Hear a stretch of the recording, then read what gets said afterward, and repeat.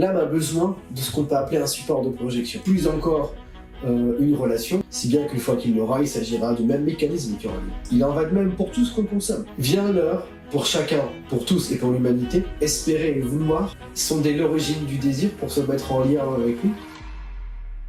L'idée serait la suivante. L'âme a besoin de ce qu'on peut appeler un support de projection, c'est-à-dire qu'elle va désirer quelque chose. De l'élément le plus basique, à savoir un bonbon ou quoi que ce soit qui puisse être satisfaisant, à quelque chose peut-être de différent, comme désirer un voyage, désirer une voiture ou quelconque objet d'une certaine valeur, ou plus encore une relation. L'âme a besoin d'imaginer qu'au travers de l'obtention de ce désir, elle recommuniera, si je puis dire, avec l'absolu. Si on part du principe que l'âme est une parcelle de vibration éternelle mise à disposition de l'homme, afin qu'il puisse lui-même désirer des choses et s'y attacher. Mais le problème, c'est que si on démultiplie les choses sur lesquelles on s'attache, quelles qu'elles soient, forcément, les projections, c'est-à-dire le support sur lequel on va mettre ce désir, une femme ou tel objet, peu importe, ne pourra pas être à la hauteur de notre désir qui, lui, est inconsciemment un désir d'infini. En conséquence, la leçon de vie qu'il faut réussir à envisager courageusement, parce qu'elle implique inévitablement la souffrance, c'est que, dans l'exacte mesure où une désillusion advient parce que l'être désiré, l'objet que je voulais posséder, m'attirait beaucoup plus et était beaucoup plus prometteur dans mon fort intérieur lorsque je ne l'avais pas, que satisfaisant lorsque je l'ai obtenu. Cela signifie bien qu'en réalité, cette quête d'absolu que l'objet était censé combler doit continuer, doit perdurer. Mais au fur et à mesure du temps, cet objectif, cette quête, cette nécessité doit se désorienter, donc se séparer de l'imagination qu'on s'est fait sur l'objet censé apporter la délivrance. Et l'individuation correspond à ça.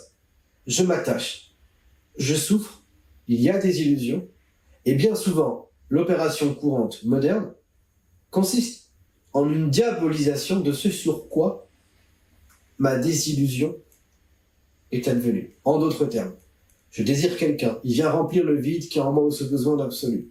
Évidemment, au début, il est prometteur, parce que l'image que je me suis fait de la personne, c'est l'histoire d'une personne, était telle qu'elle pouvait combler ce besoin d'absolu. Or, cette personne est humaine et elle ne pourra pas à terme répondre à ce besoin fondamental. Et donc, il arrive bien souvent que, quand elle n'a pas pu remplir ce besoin inconscient, eh bien, elle finira par être diabolisée. Et c'est là que les disputes et, disons, le délitement, comme l'enfant qui va aimer son jouet, quelque temps, jusqu'à ce qu'il finisse par vouloir un autre, si bien qu'une fois qu'il l'aura, il s'agira du même mécanisme qui aura lieu. Et donc l'idée est la suivante.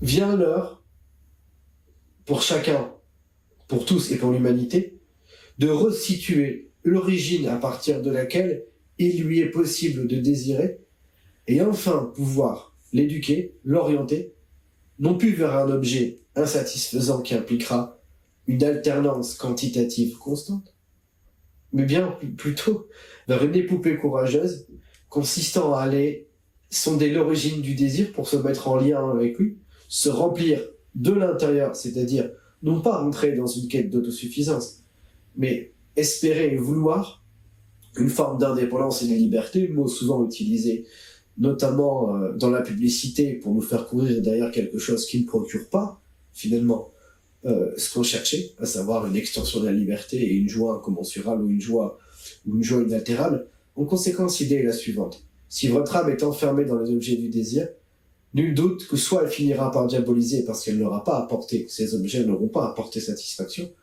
ou pire encore, elle se coupera de la volonté de désir et finira par créer du ressentiment à l'égard du monde, et réfléchira, pensera, diagnostiquera par la pensée les raisons de son mal-être et de son insuffisance. Et alors, l'âme se divisera et la conscience se verra être atteinte, voire malade.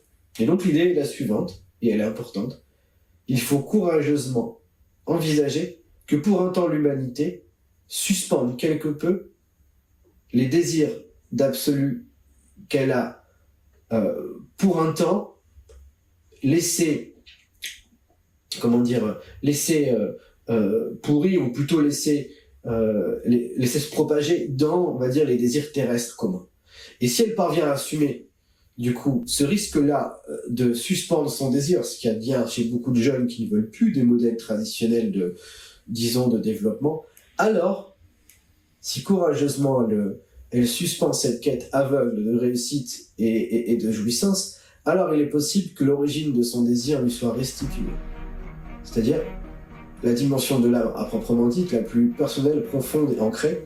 Et si chacun parvient à se recentrer là-dessus, sans vouloir absolument traduire son désir dans une expérience stimulante, alors il est possible qu'à terme, les comportements nouveaux adviennent, des liaisons nouvelles entre les êtres humains se constituent, et plus fondamentalement, un avenir favorable et du point de vue de l'évolution constructif puisse advenir.